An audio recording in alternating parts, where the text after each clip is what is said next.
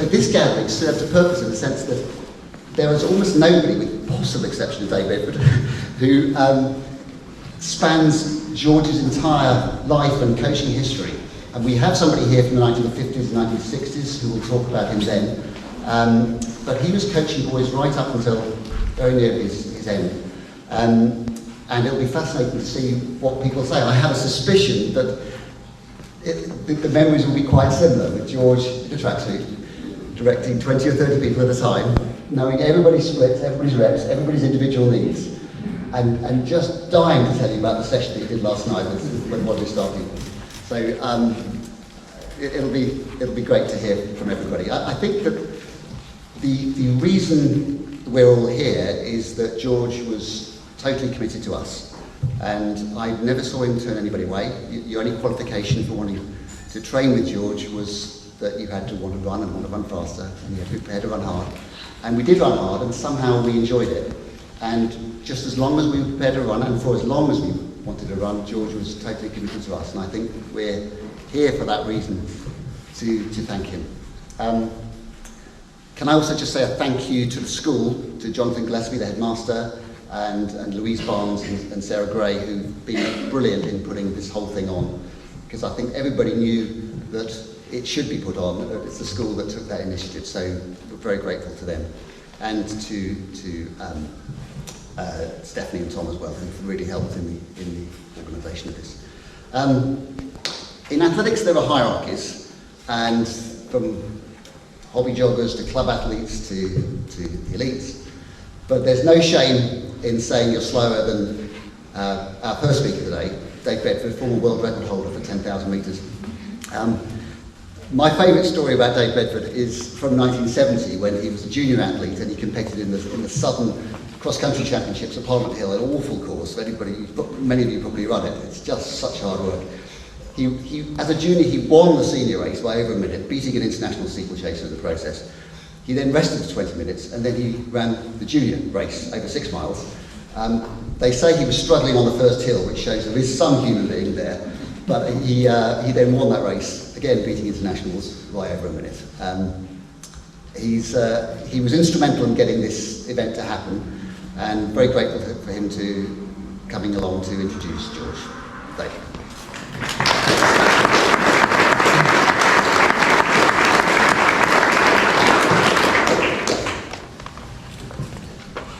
I've got some notes because occasionally at the ripe old age of 74 I lose the plot. Good afternoon and welcome. What a great turnout it is today. A wonderful testament to George Harrison, a man who from boyhood was engulfed in the world of athletics. My role today is to set the scene for the other guest speakers. Quite a difficult task actually, because you don't want to take their thunder, so it's about scratching the surface a little bit, but not creating any real blood as I speak. His life was astounding. Aspects of his life, he was, I'm not quite sure whether I want to say a good club athlete, a great club athlete, or an athlete. I can't make my mind up, but he was one or all of those. He was a team manager for both Highgate Harriers and Shaftesbury Barnet Harriers. He was one of the founders and the secretary of England Veteran Athletics on its formation. He's a renowned middle and long distance coach, which you all know, and in particular here at St Albans School and also Shaftesbury Barnet Harriers.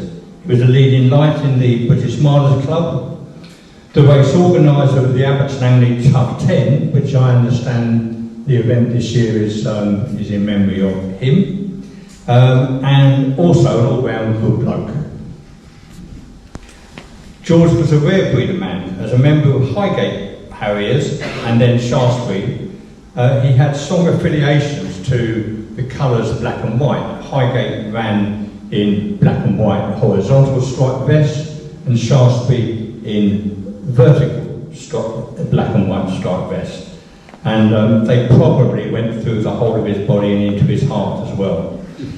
He has an amazing situation of having been president of both Highgate Harriers and Shaftesbury Barnet Harriers, and I think that tells you something about the great respect that the people in athletics and clubs who spend a lot of their time competing against each other had for him.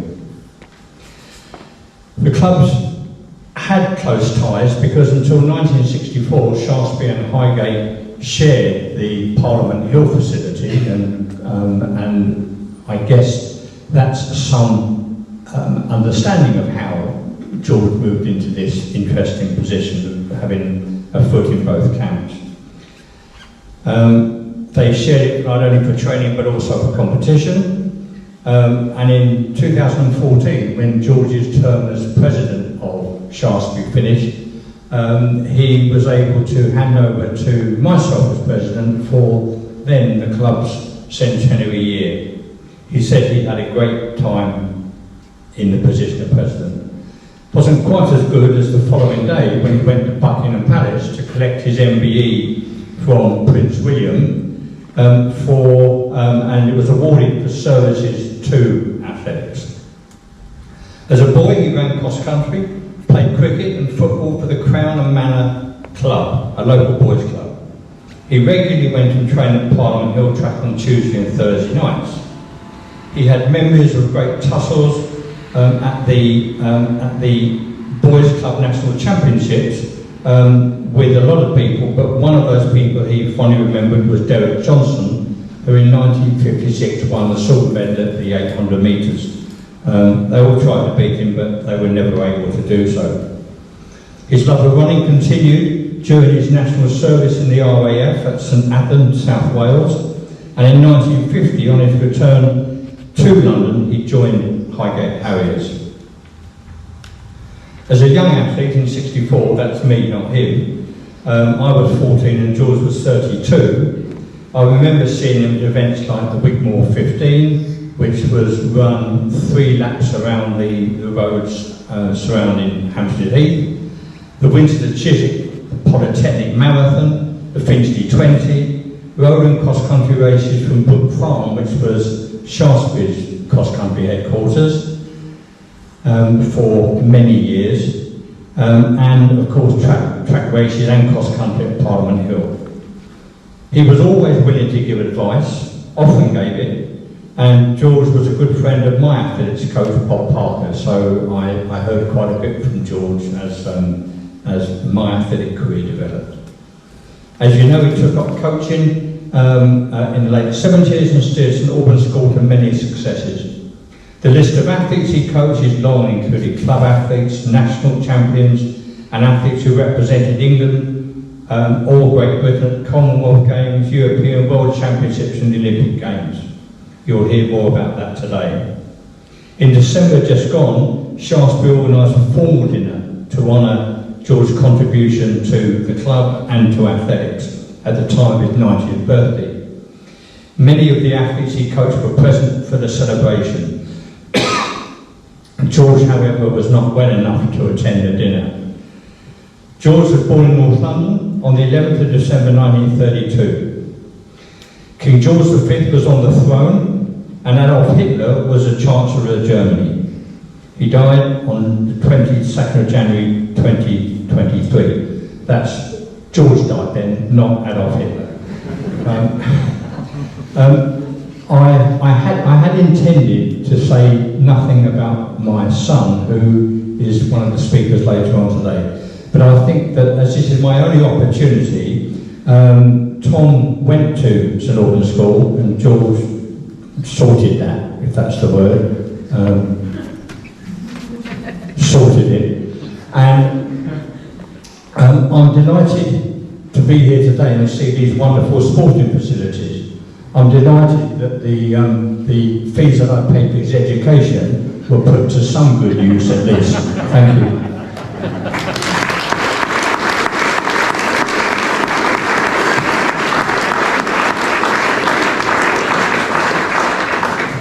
Thank you, Dave. And I'm going to hand over now to convoy the rest of the proceedings to Stephanie Paparizzo. Stephanie was a 200 metre, 400 metre runner in the 1980s, and she trained with George until injury stopped her running, And she, after that, became an official and officiated the Olympic Games in 2012 and numerous Diamond League events. And she also used to organise the annual sort of Christmas dinner where George would send Christmas cards to 45 people and he'd write times that they were expected to achieve in the next year with extraordinary accuracy.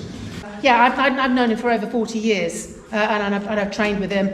Like everybody, he's like a second father. I was just jolly upset that he never attended my wedding because he had a heart attack, but, you know, probably a good enough excuse. Okay, so let me introduce the first person who's come to speak. Martin Howard knew George and his wife Sheila in the 1950s and 60s when he was at Highgate Harriers. So, Martin, if you'd like to come up and please tell us. Most of what I have to say is happened, if you like, way before I think most of the people in this room were born.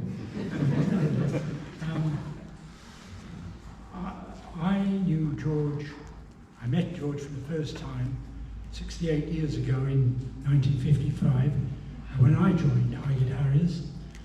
George was our club captain, and you knew he was club captain. He was totally in charge. He knew exactly what he wanted.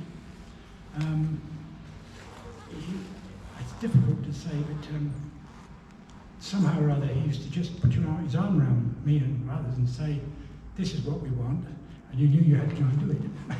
That's it. During that time, I saw, I think, what was the beginnings of his interest in coaching. He, one of the things he came along to do was he decided with Mike Marlowe. Mike Marlowe was a very good friend of his, whereas, as David said, George had done his service in the RAF a few years before.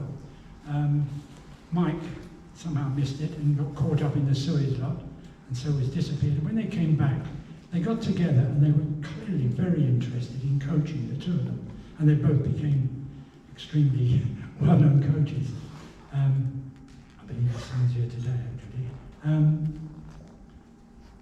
They decided between the two of them, and I think it was the start of maybe of what they really thought about, they decided to adopt one of the young athletes. Wasn't necessarily a good athlete, he might new member or something like this.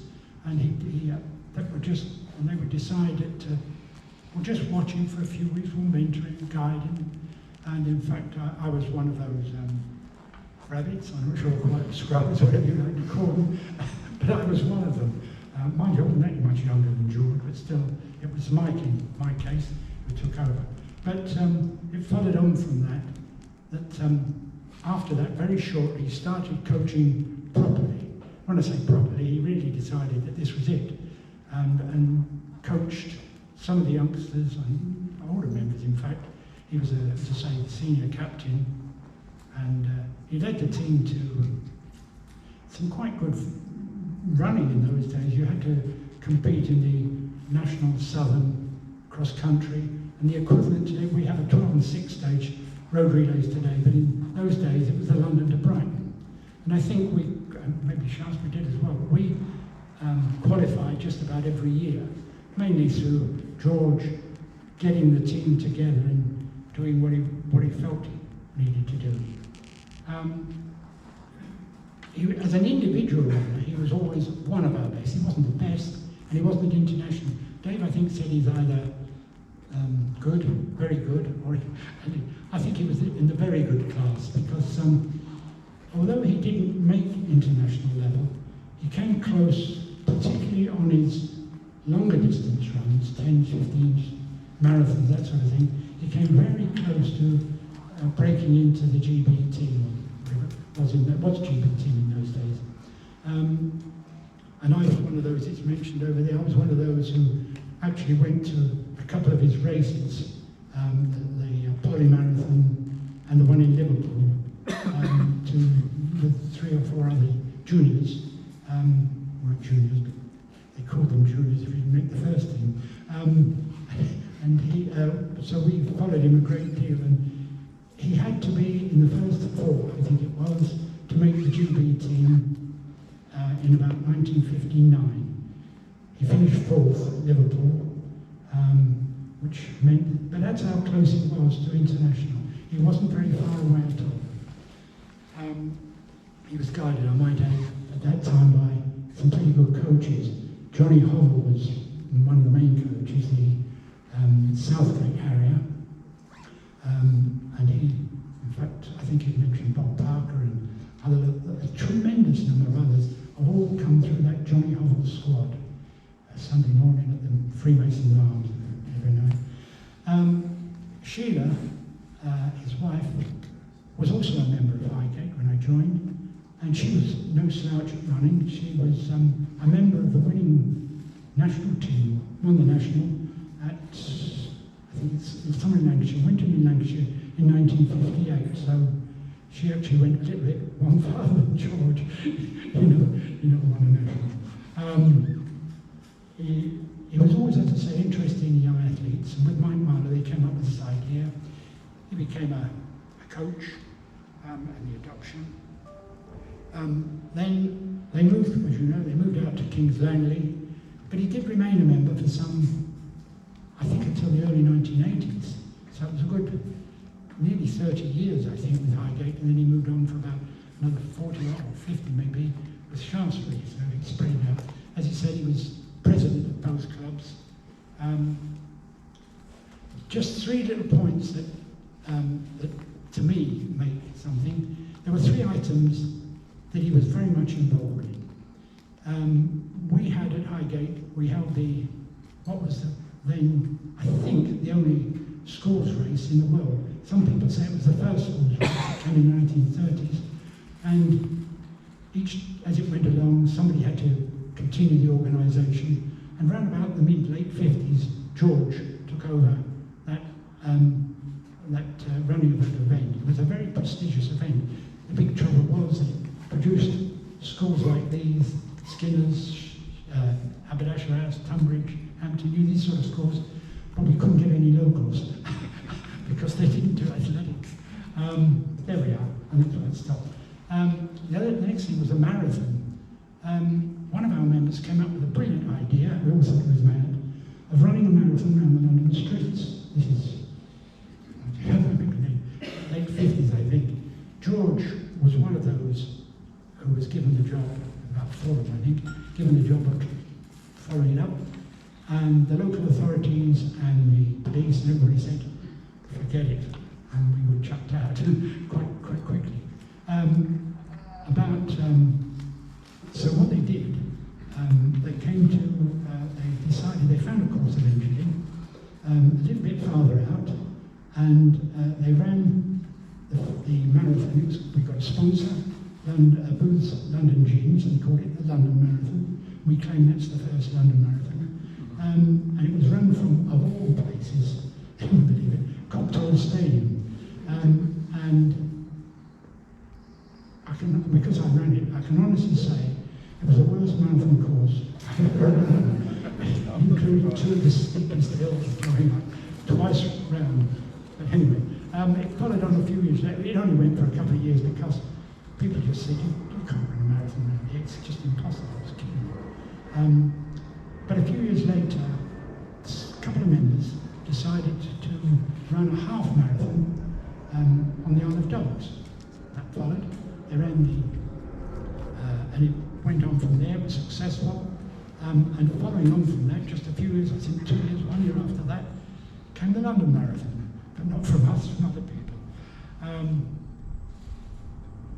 The only other thing I've got to mention, that these are particularly close to me, that was with George. He was one of our 2 representatives, with Terry Driscoll, another very, very good coach, who were at the first meeting to put on a Metropolitan League for North London, trying to get the cross country. It was always George who was always thinking of very progressively, often out of the box and often way ahead. It didn't always work, but that was George, quite brilliant. Our next speaker is James Clark, who was running in the 80s. He was both a member of St Albans School and SBH, which is Shaftesbury. Within 6 months of starting running at the age of 14, he placed 2nd in the National Schools Championships, and then 2 weeks later, he placed 3rd in the Home Counties International in Swansea. Today, he travels the world teaching yoga. Thank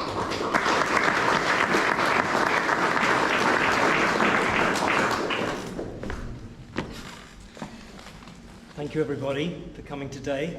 I'm sure George would be thrilled to see so many of his cherished athletes and associates honouring him and his memory. I've been fortunate in my life to have had a few great mentors and teachers. George Harrison was certainly my first and undoubtedly one of my most significant and influential. I met George in 1979 when I was 12 or 13. I just started running for St Albans School, and he invited me to join his fourth form athletes to compete in the athletics meet in Bracknell to run my first 1500. I remember this race very well. I mixed up the numbers of the laps and sprinted to the finish thinking I'd won after 2 3/4 laps. And I was horrified to hear the bell for the last lap, in which I had to drag myself around another time. As I recall, I ended up third.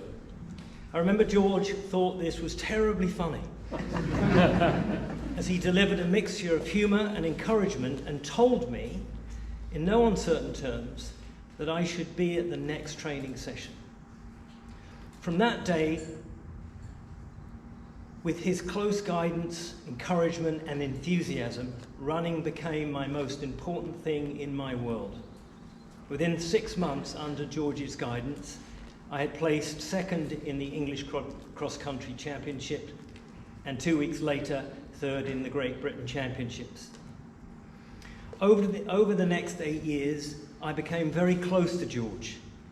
We had a lot of chemistry and I looked up to him always for advice and support. Not just about running, but about life as well. I had a complicated family, which included parents and step-parents. So he was like a parent to me, always consistent, positive, direct, honest, and someone I could trust. At St Albans School, he went to bat for me. I had some discipline issues, particularly with the notorious Colonel Pryke, who had traditionally run the cross-country, and I was a bit of a maverick. George protected me, negotiated time off from my studies, coached me on how to play things with my teachers, and stood between me and the school rules and regulations when I had ruffled feathers.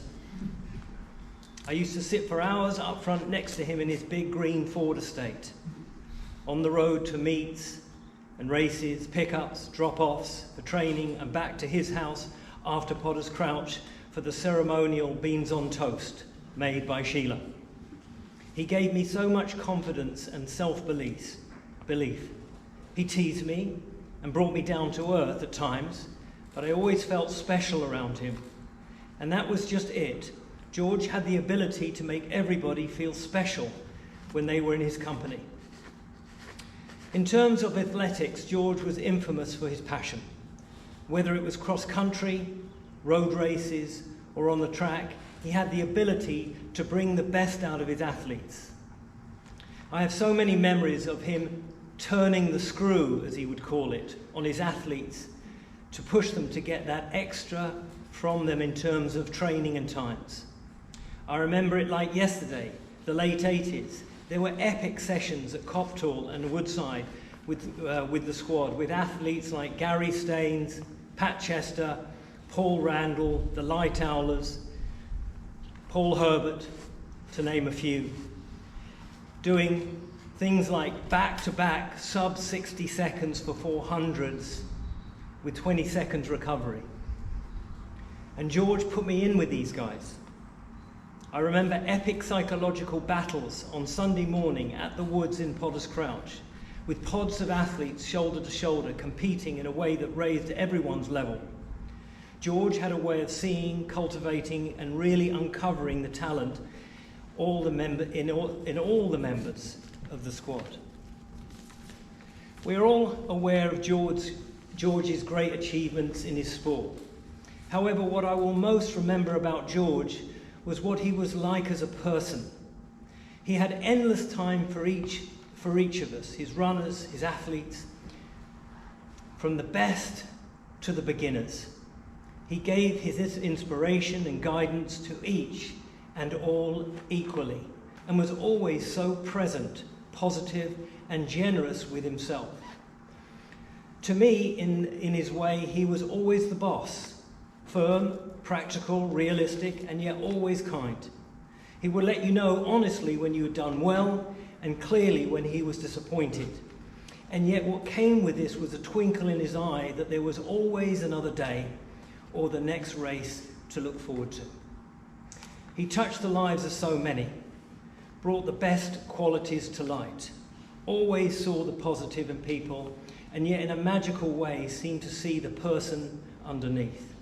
This is why I felt he was not only a wizard, but also a wonderful human being as well. I will deeply miss him, as I'm sure so many of us will. Thank you.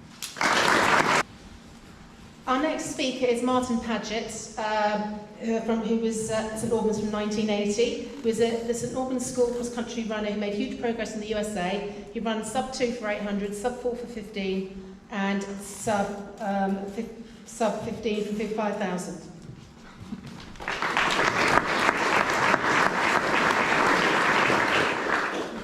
Hello, it's lovely to see everyone here at this occasion. So, my name is Martin Paget, as you heard. I was a pupil at the school from 1975 to 1982.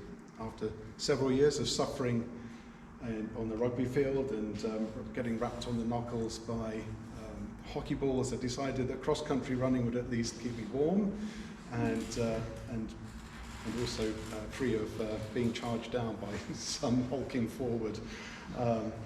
So some of the names that I ran with, beginning, I guess, in 1979, Luke Armitage, who's somewhere here, I think. Yeah. Lovely to see you, Luke. Tony Bowie, Robin Grote, Jamie, who we just heard from, Martin Jackson, Nick Douglas, my old friends Paul Kell and Graham King, who's at the back today. So we really enjoyed running with George. We met him, I guess, we're trying to work it out a bit earlier on, perhaps early 1980. Cross-country running at St Albans School prior to that had been in the hands of Mr. Pryke, and that meant going over muddy fields, of course. The bigger the clods of earth, the better. It meant running over up in the park. I seem to recall we had to go over lots of tree roots, and George said, no, this is silly, we're not going to do that. So he gave us a lovely fast cross-country course around Verulamium. So what about George? He had, as we just heard from Jamie, he was a mentor, he was a father figure, he was someone who I remember very well from that time at school. I carried on being in contact with George as a runner for quite a few years after school as well. But in my case, it wasn't the same kind of geographical proximity. I went to university in Brighton and then went to the States for a number of years. But things did come full circle when I finally managed to qualify for Hertfordshire in the cross country, in the inter-counties, and George was there, thankfully for me, to cheer me on and get into that team. So what I also want to say a little bit about is that if George wasn't always there in person, he was certainly there in spirit.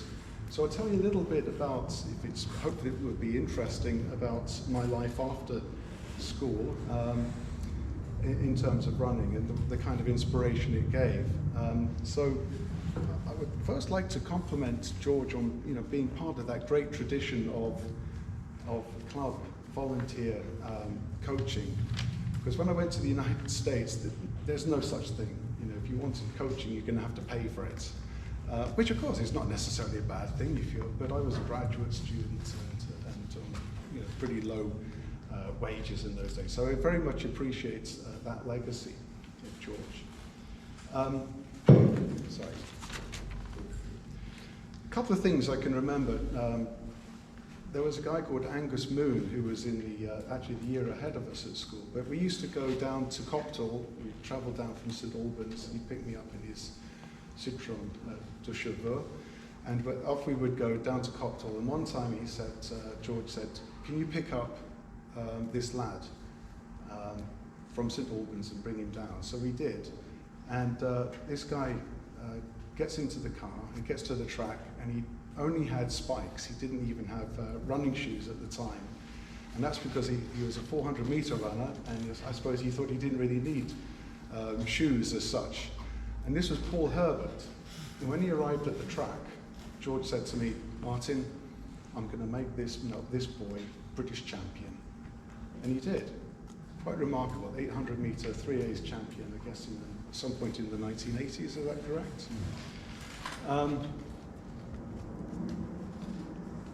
Potter's Crouch, one of those sessions. I turned up after summer one time. First thing George says, "Martin, you can lose a stone." And that stayed with me for a while. And actually, when I actually did get fairly good at running, so unlike Jamie, I was not a stalwart. I was not someone who, within 3 weeks of running was nationally ranked. I was 10 years of running and nowhere near nationally ranked.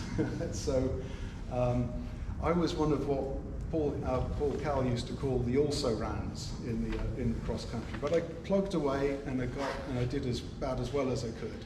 And hopefully that is, a compliment also to George's influence, because he was completely egalitarian, and he was equally encouraging to those of us who were not gifted as some are.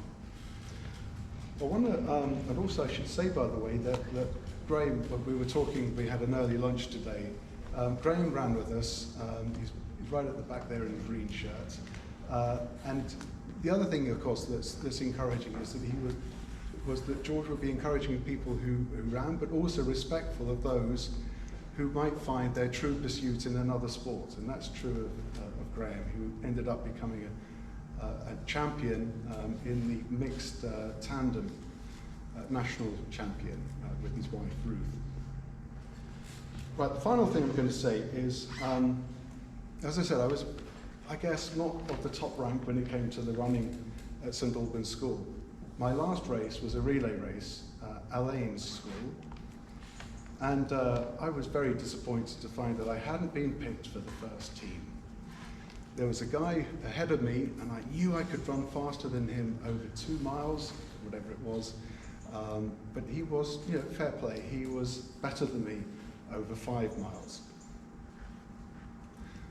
Well, that team came first, and my B team came somewhere, I don't know, 8th or 9th. I thought nothing of it.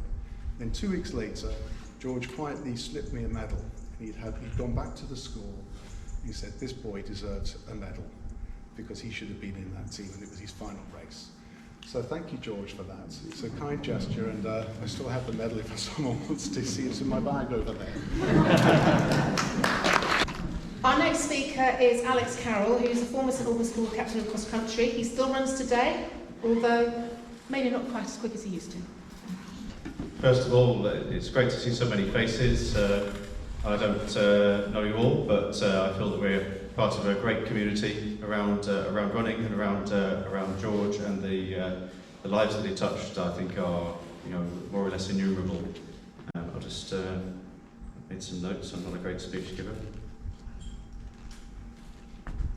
First thing I wanted to say is, his character was indefatigable, and I think that's it can be a silly word sometimes, but he was a man who would stand at that tree, which has sadly recently been cut down by the Fighting Cocks. So that's a great memory for all St Albans school runners, I think, regardless of the weather. And the same for the tree next to the bit of wall above the lake in Verulamium Park.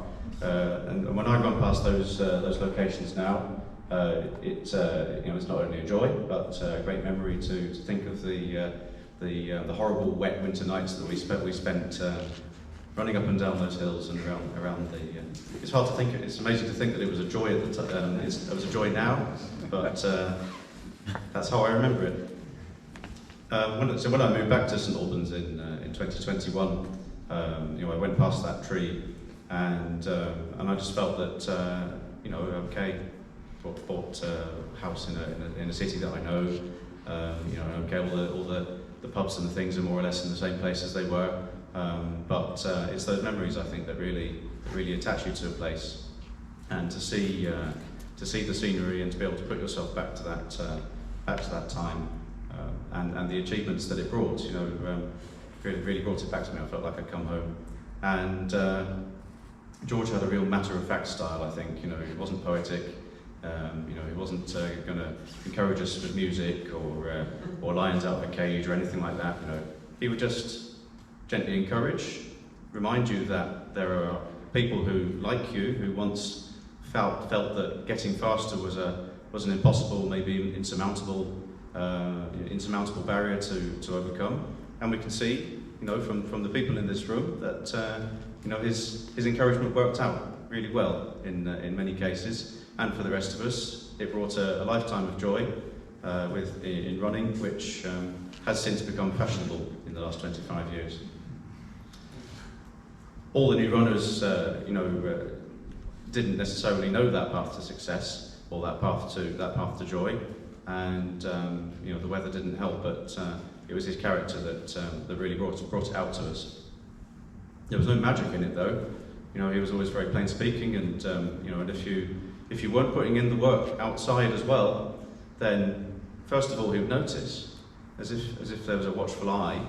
You know, George Harrison watching over you as you went home, and maybe didn't get your studies in, or you weren't doing your own training, which is necessary, you know, for what he wanted to achieve. And if you respected his simple but effective approach, he was really informal, you know, and direct. You know, and we can see that, you know, under his patient watch, the school's athletes and the athletes of Shaftesbury Barnet Harriers, with which I had some interesting experiences, including running in big stadia, which I suppose I wouldn't have done otherwise. You know, clocked up an impressive trophy cabinet, and that's really to his credit and all of those who worked around him. I think the best success for me was to somebody had the idea, I don't remember who, but let's go running in Avignon, in France. You know, quite a long way by minibus, and we went down there. It was an invitation essentially to run in the French school's national cross-country championships at Avignon Racecourse. I don't think we even went to see the famous bridge. We didn't dance under it or anything like that, but we did beat them all. And I subsequently relived that memory. I went for 5 years I lived in France, and I went down to Avignon. So first of all, I wanted to see the bridge, but I also wanted to go and see that racecourse again and think that's where we beat them. And what a great experience that was, all under the watch of George and all those who worked with him. So, despite the team and individual trophies, you know, he had time for everything else as well. You know, different to a teacher. A teacher has to understandably has to maintain a certain distance from the children they work with. George was a friend, I think, in a way that it was difficult for a teacher to be. You know, and all I can say really is rest in peace, George. Thanks for making us stand in those wet fields and learning to tolerate the rain, and even learning to enjoy it. It's a great inspiration that he's provided to so many people through his very long life, and it's great to remember him today. Thank you. Our next speaker is Wayne Dumpleton, who first met George in 1983 when he was at St Albans School. Wayne was part of a school team that won every event that they competed in 1 year, apart from one, every year.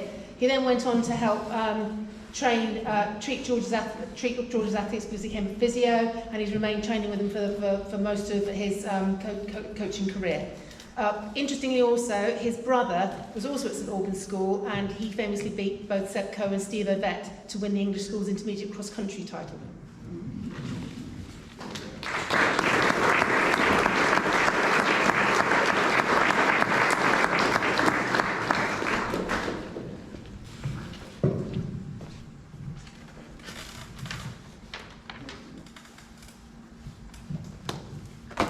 I should just tell you a quick story. When you were saying, James, about the hard sessions, I remember George once gave us 3 times 600, and we had to go through 56 for the 400. I remember the first rep was agony, the second rep was terrible. I wanted to die on the third. And I had so much lactic acid, it was in my lips and in my fingers. I was trying to do up my zip, talking like this. And Steve's not here, is he, Steve Murphy? I remember telling Steve, and he said, "Wayne, blimey, you sure you weren't having a stroke?"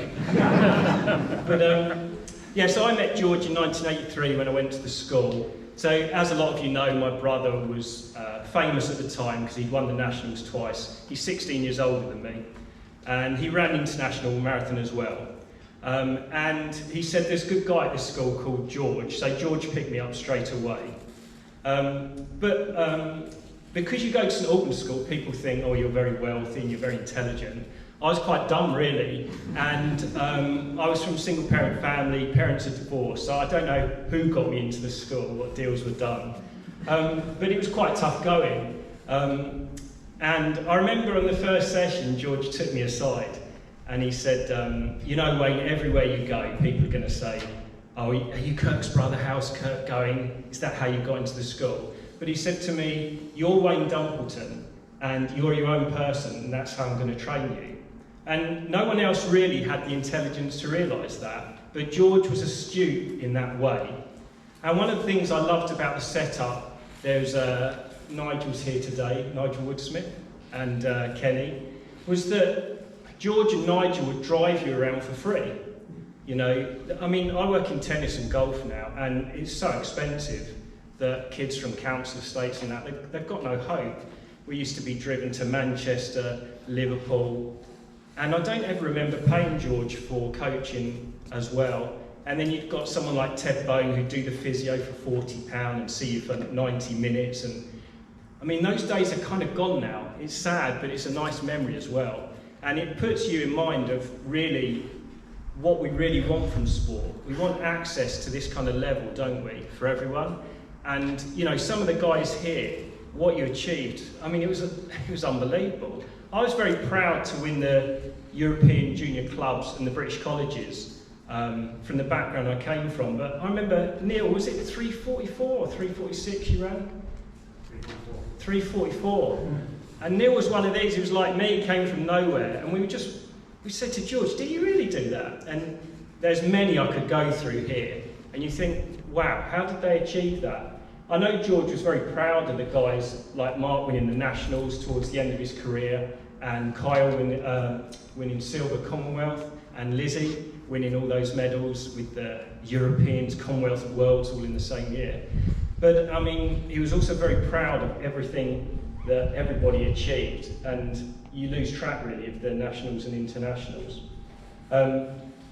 I used to really love the trips up and down the motorway with George because it just used to go in no time at all. And with Nigel, you'd always have the audio books. I used to love that as well. But I remember I hadn't seen him for a few years, and I was at, where was I? Goslin. And Geraldine Wayne, who is the wife of Jeff Wayne, who wrote War of the Worlds, was there. Now, their daughter used to train with George, and son. The son was a very good tennis player as well. And she saw me and she said, "Did you know George had a heart attack?" I said, "And he's got to have a quadruple bypass." So I remember going to Watford General, seeing him. And what amazed me was I would have been terrified in that position. They said to him, "What's the pain for you, 1 to 10, George, when you had the heart attack?" And he said, "It's 11. And if George says that, you know it's painful. But he was just lying there like, "Yeah, I've got to wait a few days, and this guy next to me talks in his sleep." But he's very calm about this stuff. And, you know, that always struck me with him, that sometimes an athlete would be really nervous, even being sick for a race. And George would say, "If you don't want to do it, don't do it." There was no pressure, but you always ended up doing it because of the support. I thought what I might do is just tell a couple of George stories quickly, if that's all right. A lot of people here will know Paul Herbert. Now, our Paul was what you would consider a beautiful man. I mean, he was ripped, he used to put oil on his legs for the session. I know some of the women here will remember that very well. And one day, I'm 15 years old, George has picked me up. I'm in the back of the car, Paul Herbert's in the front next to George. We're coming back from a race, and this car pulls in front of us, an estate car, and it's got a naked woman in it with a party hat on.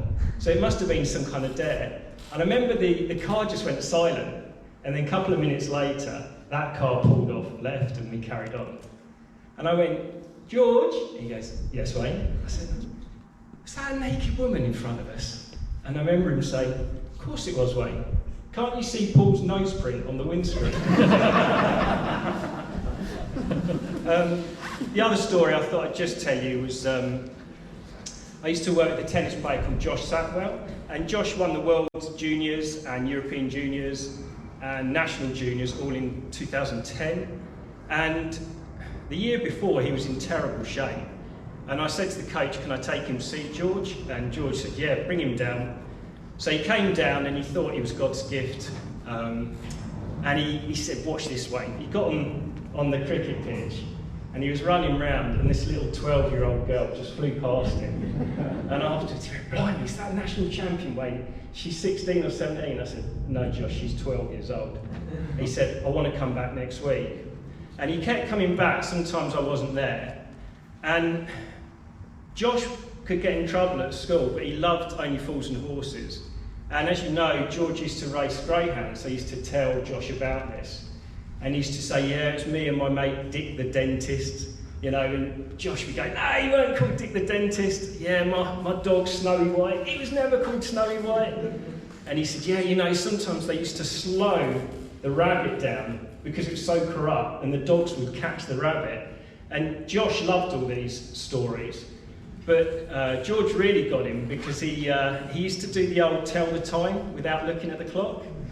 And he'd always get it bang on, right? So one day, Josh went up to him, he said, I know you haven't had a clock on you for 2 hours. He hid his watch, he said, what's the time?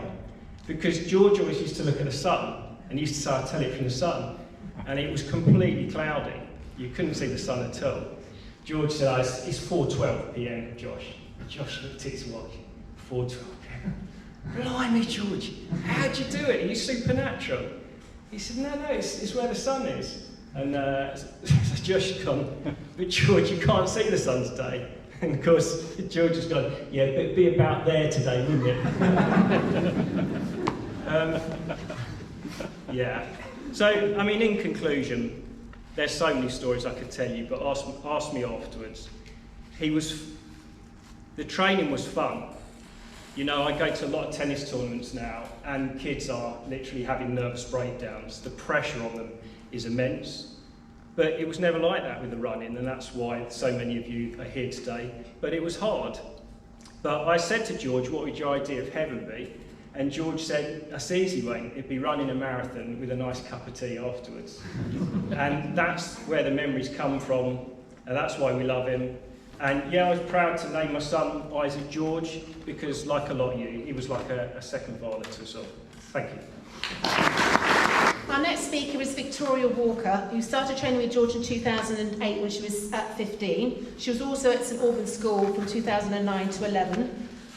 She raced for Shaftesbury from 2009 to 19, and she's now actually a member of Highgate Harriers. She raced for Hearts over the cross country, and on track she did the 1500 steeplechase. She won the Knoll Run, the female one for the school, and she was the first female to break 13 minutes in the King Henry VIII relay. Victoria.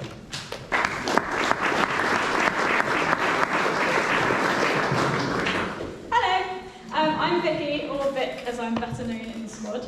I thought I'd share a bit today about how I got involved with George's squad, as I'm one of, I'm not sure how many, who kind of came to St Albans School as a result of being in George's squad, not the other way around. I started running at Watford Harriers as a youngster, and those of you familiar with Tuesday evening sessions at Woodside have likely noticed the rather large form of juniors at the 1500 metre start line racing every rep. I was one of them. We saw George's group storming around reps each week and shouting track angrily at us as we got in their way. When I was around 14 or 15, I was pretty much running every session on my own and starting to lack a bit of motivation. My mum eventually said enough was enough and that we should see if I could join in with George's group.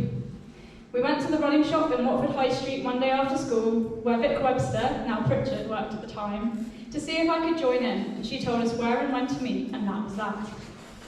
I remember waiting outside the track with my mum before that first session for George to arrive, and when he emerged from the car, I remember him seeing me with almost a knowing glint in his eye, as though he wasn't surprised at all to see me there.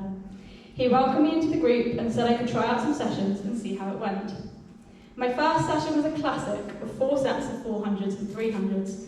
It didn't take too many sessions for my enjoyment of running to return and my results starting to improve. Every week, George would make the sessions work so that everyone had someone to run with. So I remember doing lots of 150-metre reps in Lucy Yates's 300-metre reps in those first few months before she headed off to the States. Before long, I was attending Thursday after-school sessions on the Abbey Orchard and eventually joining the Saturday morning sessions on the cricket pitch. It must have been a year or so after training with George that I was starting to think about what I'd want to do for sixth form. I was at Watford Girls Grammar at the time and starting to feel like it wouldn't be the right place for me to stay. St Albans had naturally come up as a potential, with a few of my regular training group being current students. I think at the time including Mark Pearce and Adam Thorpe before their growth spurts.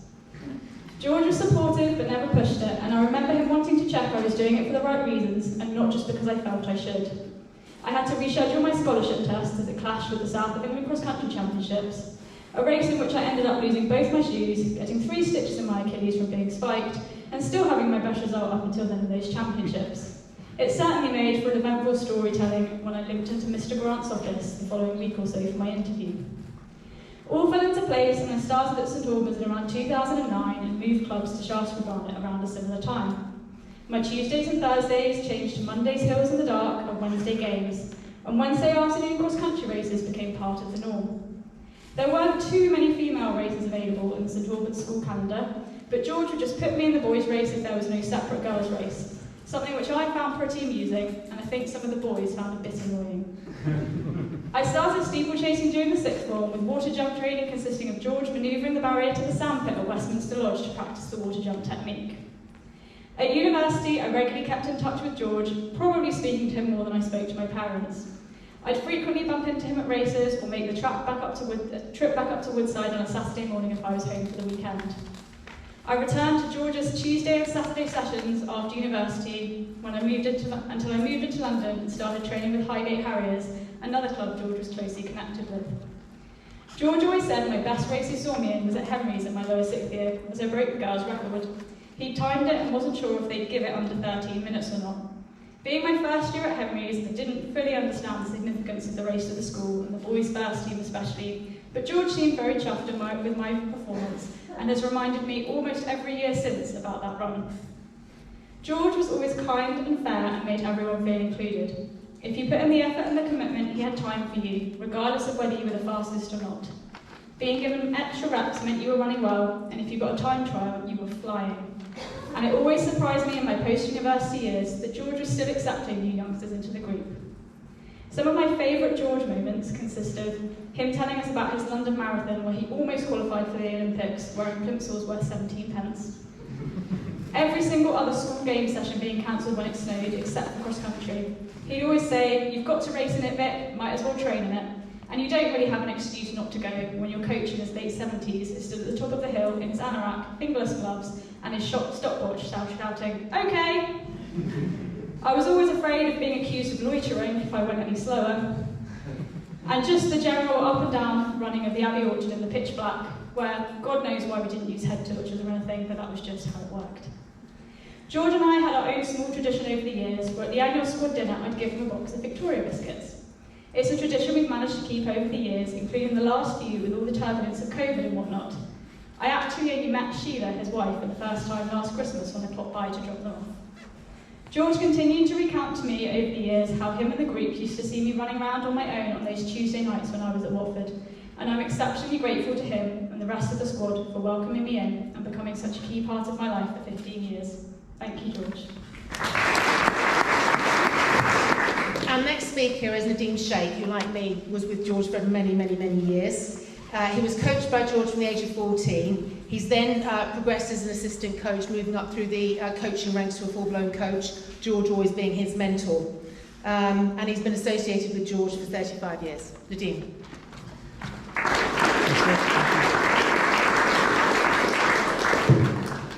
Good afternoon, everyone. George Harrison MBE. He was not just a phenomenal coach, but to me personally, he was also my mentor, a dear friend, and a very special father figure, like he was to many in this room. My wife Kristen and I were deeply saddened and upset when we heard the news that George had passed away in January this year. I'd only spoken with him about 10 days before. George was 90 and had been coaching for over 50 years. He had coached with Shaftesbury Barnet Harriers, Highgate Harriers, and of course St Albans School. He helped so many athletes progress, improve and achieve performances and accolades they never thought were ever possible. But if George believed in you, you had to believe in yourself too. As a coach, he produced over 100 international athletes, 4 athletes who ran sub-4 minute miles. Truly incredible. One of those athletes is here today, Joe Dunbar. There was also Gary Staines, Pat Chester and Gareth Brown.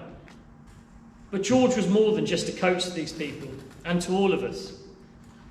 Spending time with George, you always learned so much more than just running and athletics.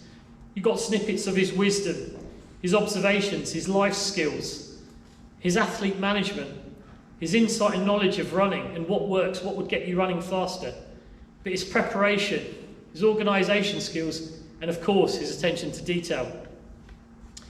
He never missed a thing. His memory was as sharp as ever, remembering every athlete's running time and position, whether it was in a training session, a race, a competition. He treated everybody equally, regardless of whether you were a school or club runner, a national, world ranked runner, European champion, Commonwealth champion, Olympic Games athlete. He was a true legend in everything that he did, full of integrity. I was so incredibly proud that George was awarded a Coaching and Excellence Award by Shaftesbury Barnet in December last year, and that I was able to present it to him at his home the day after, as George was unable to attend. George and I had known each other for about 35 years. He coached me from about the age of 15 when I first joined Shaftesbury Barnet. We had many trips away together in the UK and overseas, and we shared many great laughs and memories together. Many stories, as some of which have already been shared. When I got a bit older and wider, and my competitive days as an athlete were coming to an end, I began coaching. I was then his assistant coach for many years, his right-hand man if George was ever away or unable to take training. He used to just step in for him either at Woodside or definitely at the cricket pitch at Watford. As I progressed through my performance coaching qualifications, George was then my main performance mentor, and I could always rely on him to point me in the right direction or give me another perspective to consider and understand if I wasn't quite sure. I learned so much more than just running and coaching philosophies from George. George and I used to speak over the phone about every 7 to 10 days, and I would always visit George whenever I came down to Hertfordshire or London from Shropshire, where Crystal, my wife, and I live now. George leaves a tremendous legacy, and we will always be grateful to call him our coach. Without him, we would not be the people we are today, on or off the track. My mother, who passed away 10 years ago, and George are 2 of the most influential people in my life. They may be gone now, but I think of them every day, and they'll never be forgotten. Knowing George, when he first got up to heaven, the first thing he would have done would have been mark out a 400-metre track. Then he probably would have pulled together an incredible squad of athletes and legends, calling out times from the finish line, or from the pearly gates if they were doing an out and back run. So, thank you, George, for being such a huge part of all our lives. Our thoughts and condolences remain with George's wife Sheila, his daughter Karen and his son Colin, and all of his family. Rest in peace, George. You are and always will be our coaching legend.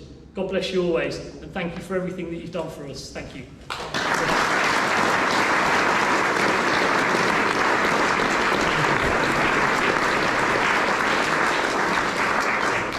Our next speaker is Tom Bedford. Tom joined St Albans School as a Year 9, even though George had coached him actually before at Francis Bacon.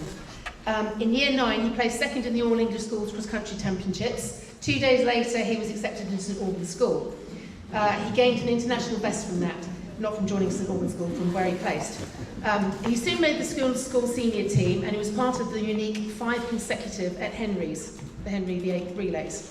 The senior team never lost while he was at the school. He won the Knoll Run race twice and was placed on another occasion. As an under-17, he was placed second in the English School's 1500-metre steeplechase, and he won the Senior Boys 2000 steeplechase in the second fastest time ever recorded. 2 senior coaches were heard to remark he should retire now, having achieved the only thing his father has never managed. Apparently, Dave then agreed with them.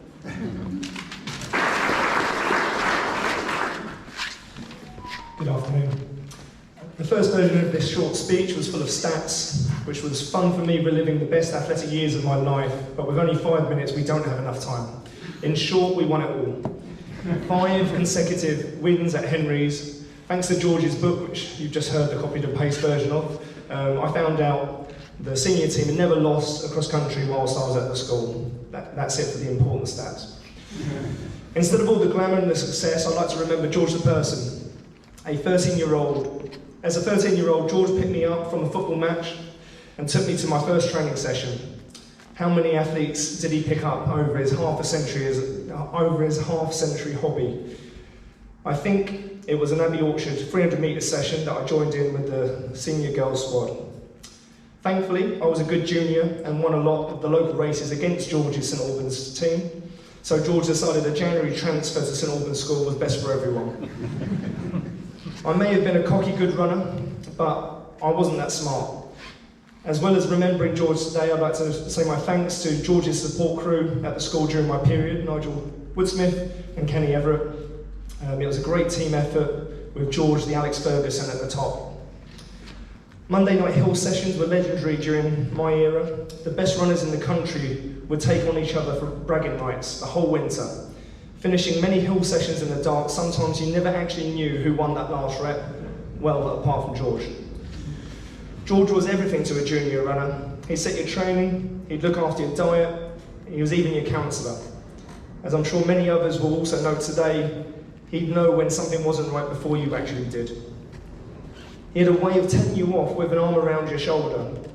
He would never shout or swear. He'd just give you enough of the silence at the end of his talk for you to know that you let him down and you didn't do what he asked. To be fair, this was very rare in our group, but when I think back at my time with George, it's not the success, but it's the lessons that helped you improve at life. To this day, I use George's favourite sayings as in all parts of life to pass on his wisdom. When you're fit and healthy, never skip training or hold back, just because you never know what's around the corner.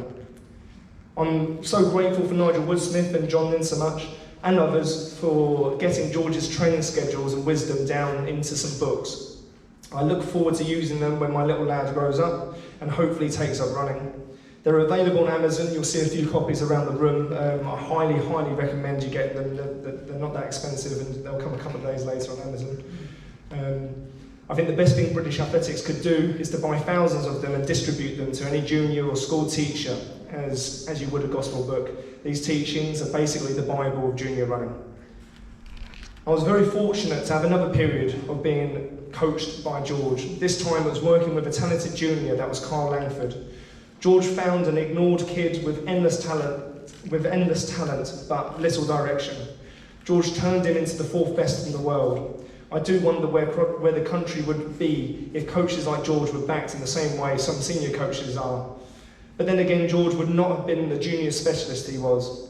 I took George to the London Champs in 2017 in London to watch that 800 metre final. We enjoyed a beer before that, celebrated many stories, and obviously celebrated his 4th after. That was a special time. To share a start and finish the cycle like that with George was very, very special. For George to see many acorns, the many acorns he grew into the best in the world meant so much to him, but it never changed him. The next day, he probably picked up another talented junior in the car and took him to their first training session. That's what George did. George may have had all the success, but he knew the beginning of the journey was just as important.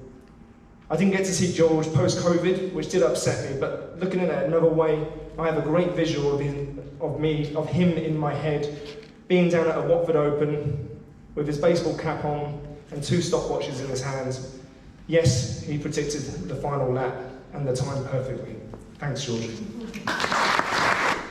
Our next speaker is Ewan Mackenzie, excuse me, who was an Albans school captain in 2010 for both cross-country and athletics, and was coached from George from 2005 until his last marathon in 2017. He kept in touch with him all through until he died, basically. Hi everyone. I actually wanted to say the first time I ever heard about George was when I'd won a cross-country race aged 11. I finished first, and Tony Smith, an old Shaftesbury legend, came up to me at the end of the race and said, "Where are you going to school next?" And I said, "St Albans School." And he looked at me with a wry smile and said, "Oh, you'll be in good hands with George." So I want to say thank you to Roy and Steph from Shaftesbury for organising today. I know a lot of people wanted to thank George and pay their respects, so it means a lot to have the opportunity now and to be able to say a few words myself. I find it tough to sum up George in a few words: an MBE and a legend within the running community.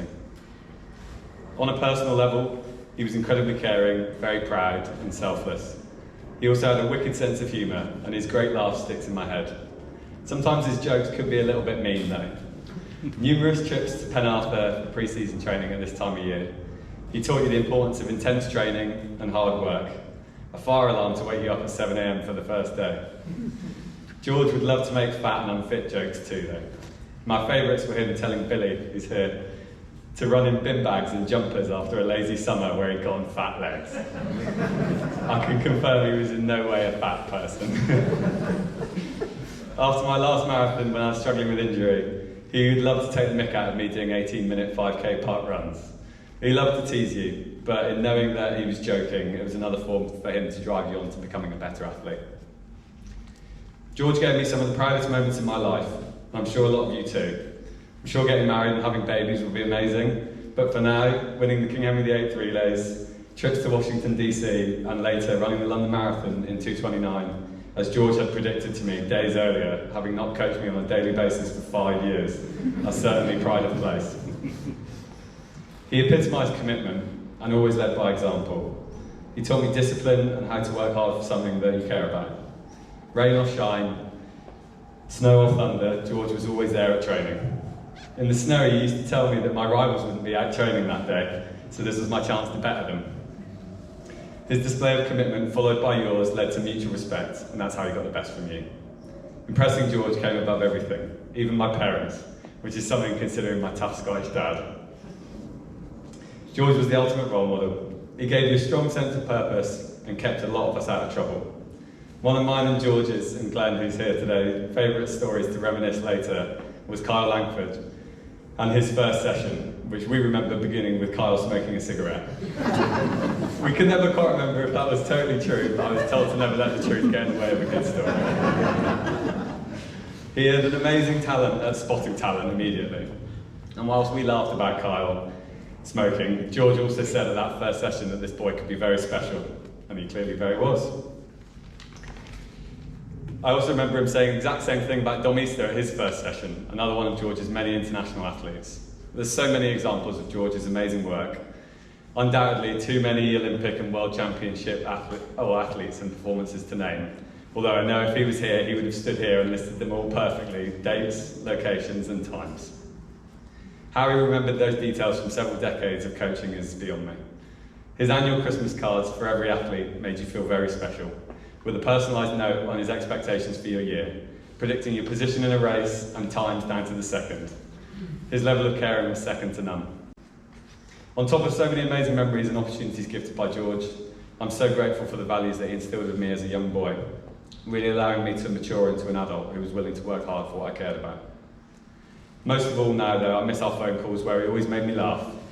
In our last call around Christmas 2022, I'd finally asked some of the broader questions I'd always wanted to about his life, his running career, and where he'd got most of his satisfaction from, which was seeing so many people achieve their goals, or in his word, make the grade.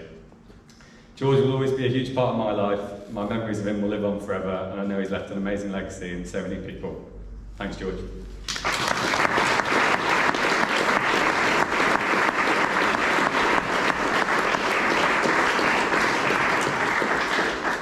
Next up is Mark Pearce, who trained with George from 2007 onwards, and he was cross-country captain from 2013 to 14. He won the British title in 2021 for the 3K steeplechase.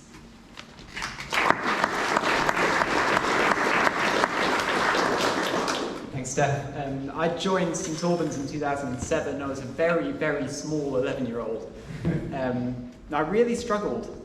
It was a long bus ride and long days, and oh my word, I had this backpack and it weighed so much. Classes were really difficult. All the teachers seemed very, very serious, and I think for a few weeks I was pretty unhappy. I really wanted to prove myself at something. I'd heard the lake run was coming, There was this dreaded PE lesson where you'd be marched outside to run 2 laps of the lake in Verulamium Park. So I'd taken my cross-country spikes to school with the pins removed. I was going to make the most of my chances of success. I went as fast as I could. Just wanted something to be the best at, and my PE teacher was very, very impressed. Mr. Everett wasn't. He told me if I wanted to try cross-country after school, that I could go to hell. I don't remember if he clarified that that was the name of the changing room, but I thought I could probably avoid him for the next 7 years. My first training session with George was hills. It was horrible. They never got better. It was half an hour of wondering whether 2/12 sounds any less daunting than 1/6 of the way done. But then, as always, I ran for George. He spoke to me before the session like I was a person. He explained how his training sessions worked, and he watched us run the whole session. He paid attention to our form, and he was also noticing the effort that we were expressing. Once the whole 12/12ths had been done, he smugly asked me how I'd found the experience. He congratulated me for my effort, he told me to warm down, and he waited while we did. I was thrilled. I had a coach. Thanks, George, we'd call out as we headed back to hell. Every session, 5 days a week by the time I was 18. It was never enough. He deserved a medal, maybe an MBE. Not only did I have a coach, but thanks to George, I now had a team, a firm group of friends. He set this culture where everyone mattered, and I felt so privileged that I got to be a part of it. I had friends from all years. I could walk across campus and greet other students who were far older and cooler than me. I could hang out at the CCF huts at lunchtime or get a lift home with Ewan once he'd learned to drive. At the weekends, Tom Brooks would organise long runs from our homes. Everyone was invited. The competition was constant. The anticipation of the big races built itself. George and Mr. Everett owned the whole thing, and we knew we were the best team in the school. We had the best fixtures, the best trips to Washington, the best kit, the hardest pre-season training camps, and the best results. We trained through Christmas. Even Billy Collins showed up on New Year's Day. George was always there. He exemplified hard work and consistency for all of us. At every race, whether it was a cold cross race or a late summer track meet at Woodside, his word of encouragement would be the one that cut through any mayhem or lactic malaise. We all ran for him. I last spoke to George on the phone about half an hour after I won that British title in 2021. He'd watched the race on TV. I'd just missed the Olympic qualifying time, but I'd given it a good scare and I'd run a personal best. So he congratulated me for my effort.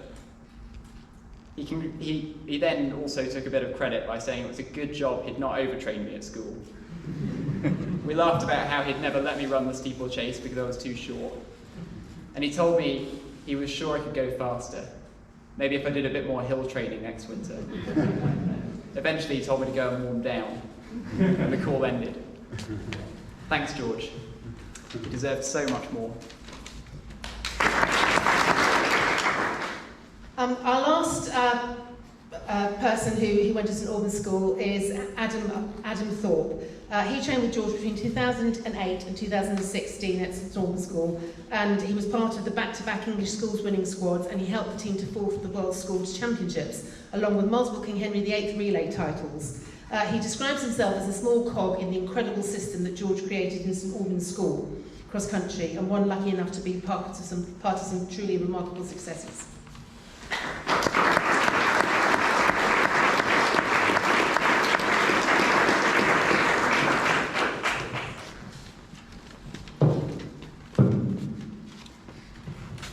Well, I'm pleased to say that I've finished my growth spurt, and I've even gotten rid of my long locks, which you might be able to see on the photos on the wall. But yeah, as you've heard, I ran with George between 2008 and 2015 during my time at St Albans School, and also into my university years after that. I guess, compared to a lot of others here, I was probably quite an unremarkable runner.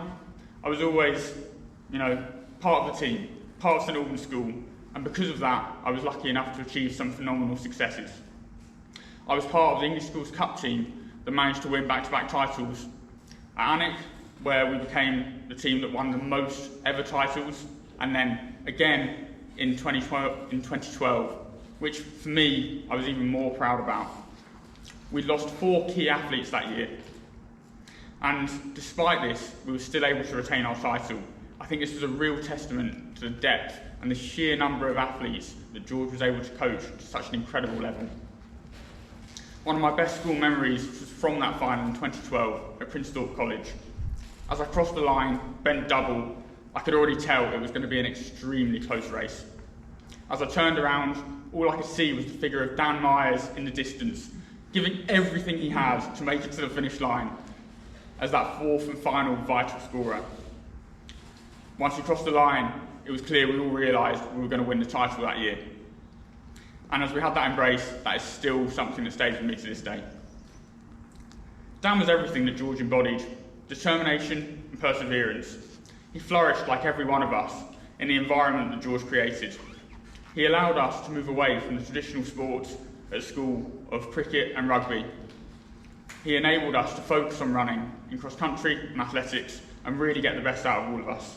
This was something that was not normally allowed. He turned us from a group of budding young runners to an all-conquering force, one that took on the world. Coming 4th at the World Schools Championships in Malta during my time, and challenging again in the following years with an entirely different squad. Is that something that really surprises us when you consider, like I say, the number of young athletes that he continually produced? It wasn't just the youthful amongst us either. Even my dad had a go. To this day, I still cannot believe some of the conversations I had in the car with him on the way to Watford Opens, strategising about how my 40-year-old dad would take down the mighty Leanne Langford, who was just 12 years old, suggesting how he would crush her with his determination and tactics. I'm not sure this was entirely encouraged by George, but I'm sure he was delighted to see that my dad was largely unsuccessful in this attempt. And so, something I think we can all remember: the Christmas cards that we've all spoken so much about. I've kept every single one of them, and every year they would contain personal stories and targets. In my case, usually far too ambitious targets. But they also contain belief. Belief in us as individuals that we could achieve extraordinary things. This confidence built into us at such a young age will have had such an impact on all of us for the rest of our lives, and I know I've certainly taken it with me. And so to wrap up, I'd like to focus on 2 final points: time and inspiration. We all know the amount of time that George put into every single one of us over the years, every day, every week. But I would like for us for a moment to think about why he did that. To me, it really reflects the amount of joy that we gave back to George in his own life. Every single one of us here will have played an enormous part in allowing him to live an incredibly fulfilled life. And I think we can all be extremely proud of the joy that he would have experienced. Coaching into such late years really suggests just how much joy we all brought to him. Finally, inspiration. It's no doubt that all of us have gone on to live extremely healthy, more active lives as a result of the encouragement that George gave to all of us as young athletes. He has inspired generations, and that will trickle down along the years to all of those who come into our lives. I'm sure a number of us here who have got children who also run will speak volumes. He changed so many lives and continues to do so even now. And for that, I think we can all be extraordinarily grateful. Thank you.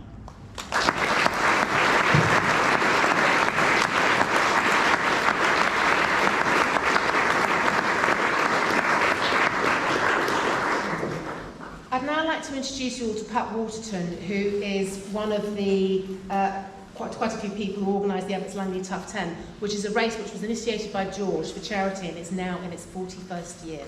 Pat. Good afternoon, everybody. And what better place to hold a memorial to George than in a sports pavilion? Aside from my notes, I would just like to point out, if you've all seen us wearing this medal, this year's Abbots Langley Tough 10 is renamed the Abbots Langley George Harrison Tough 10. I got as near as possible to a George Harrison figure in the middle, but I made sure we had the baseball cap. I put something together for today, timed it, and it was too much. It's about George, not the Tough 10, So I thought I would let George tell you, in his own words and handwriting, in a piece he put together for me 16 years ago, why shouldn't he have the last word at his own memorial? Where did it all begin? By George Harrison. I knew I had stamina, having run several marathons with a best time of 2 hours 21 minutes. But I did not know back in the early summer of 1983 that I would be a surviving committee member from the original committee of 12 all those years ago.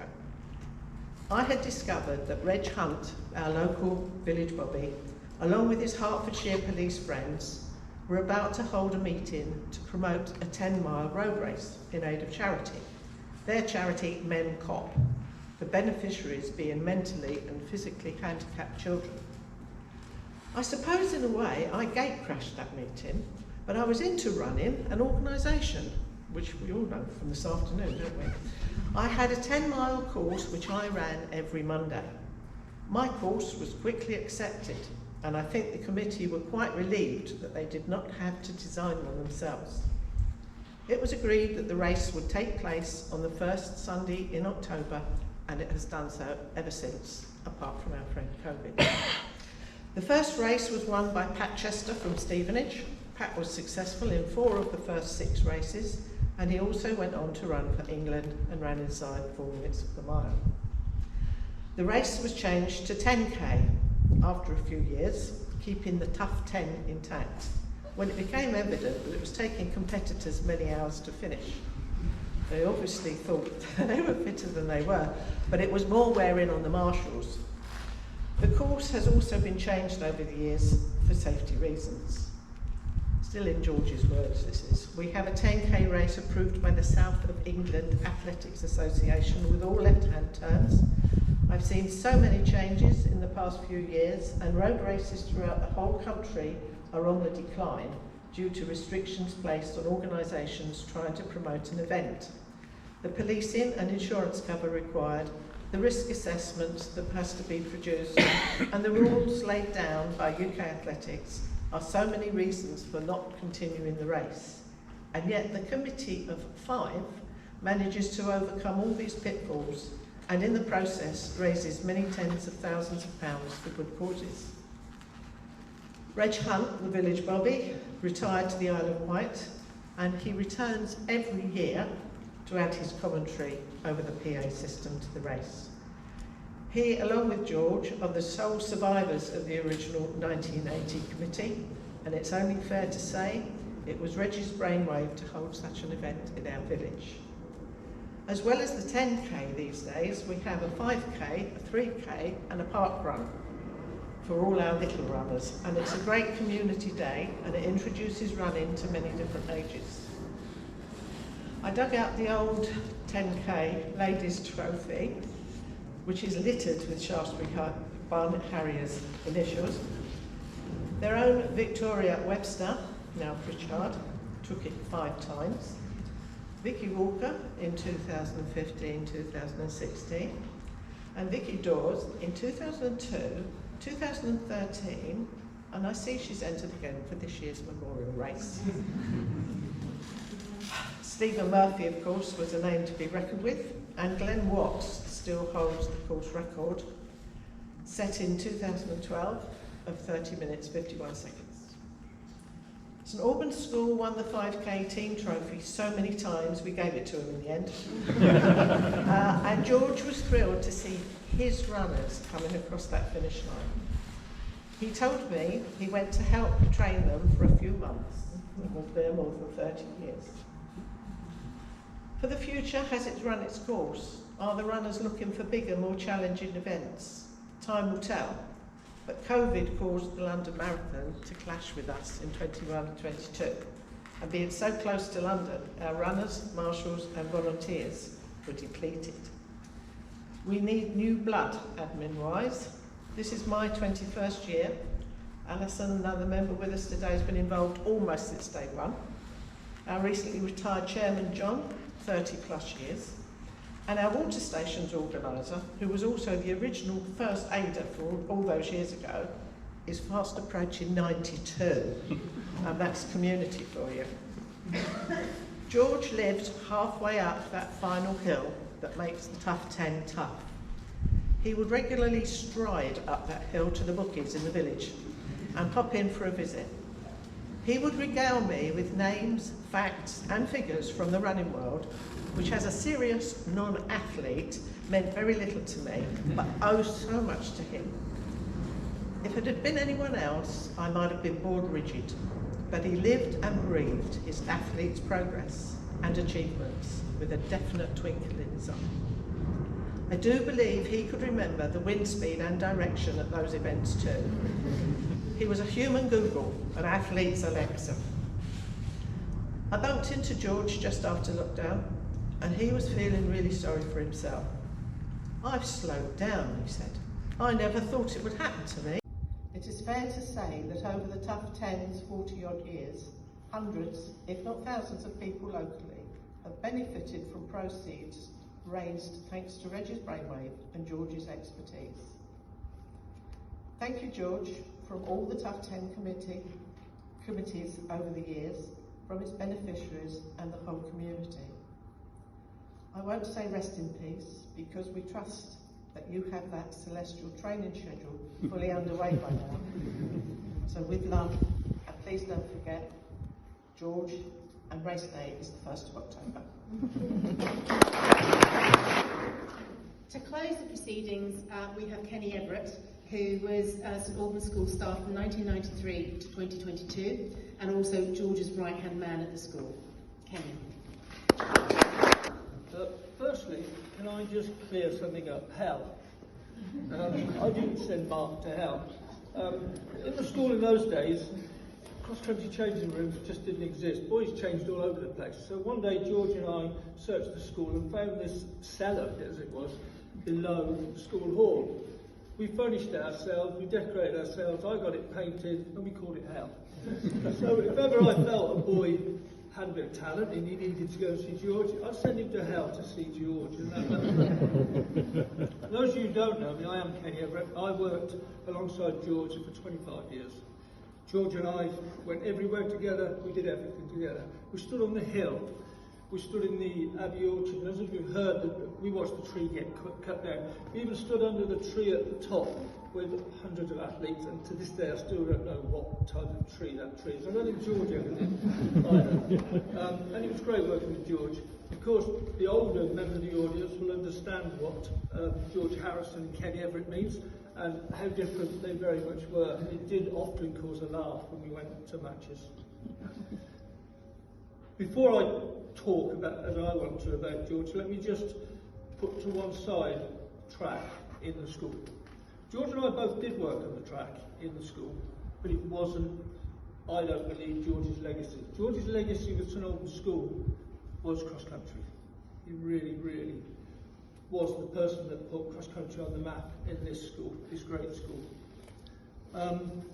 Probably one funny thing that I always remember about George on the track was always sports day. As I say, we did train down there, but sports day was the one when teachers would all be sat at the finish, all the stopwatch each, all eyeing up one athlete each. How many times did I see the athletes cross the line and they panic? But George would say, "It's all right, I've got them all." George's time would be the time that they'd take. I first met George on a wet winter's evening at the Abbey Orchard in early 1994. He said to me, "Hi, I'm George, the cross-country coach. Have very high standards and you'll find me very difficult to work with." I agree with the first part of the statement, but I believe we hit it off straight away. We became an amazing team. I really do believe that, saying that myself. I didn't find George difficult to work with. Yes, he had very, very high standards. And he stuck to them throughout all the time that I worked with him. And it was George's high standards, I think, that made the mark for our teams and for our athletes. We were also very lucky to have such talented and dedicated runners. George would always make that point, the dedication and the talent that came towards us.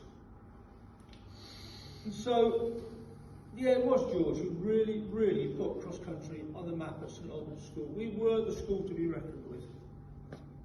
George would coach any boy. You've heard that said. He would coach any boy, any girl. I'd stand in the Abbey Orchard in the wet and the rain, and the youngster would turn up shy and scared. They'd come up to George, and all George ever said to them was, look, you turn up, you train with me, you turn up to every session. If you're not going to turn up, you have to tell me, and I'll train you. How many world-class coaches would train anybody? The so-called also-runs. George didn't have also-runs, George just had athletes, and he trained everybody. And I stood there alongside George and watched him do it. The school benefited greatly from this, from its community programme. We're talking, George was employed by the school to train school athletes. I'd stand on the hill with 45 athletes, 20 from the school, 20 from the wider community. And I think that was great credit to what George did for the school.